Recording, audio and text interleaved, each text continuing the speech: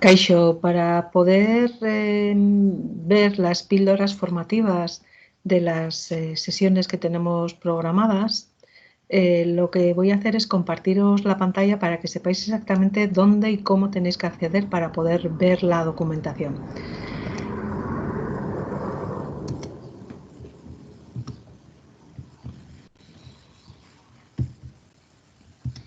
Bueno, si entramos en guipuzcoasolidario.info, en la parte derecha encontraréis el apartado de Sartu, que es donde cada entidad tenéis que poner vuestro usuario y vuestra contraseña para poder entrar.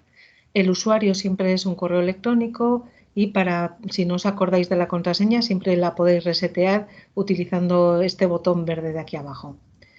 Una vez de que estáis ya logueadas en la plataforma, hay un apartado específico para las entidades al que llamamos Kidegunea.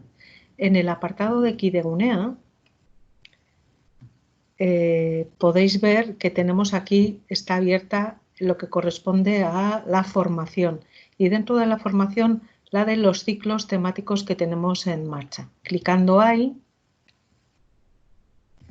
encontramos aquí por un lado el primer taller donde aparece la píldora formativa. Clicando aquí iríais a ver el vídeo y el material formativo que clicando aquí iríais a ver esa infografía.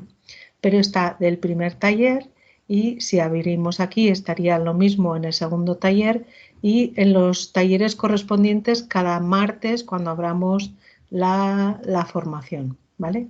Lo único que tendríamos que hacer sería entrar aquí, clicar y veríamos directamente ya el vídeo de o si pinchamos aquí veríamos esa infografía, digamos, resumen. Cualquier duda o cualquier cosa, pues sabéis que nos podéis contactar en guipuzcoasolidario.info o en guipuzcoasolidario@kutxa.eus. Gero arte, agur.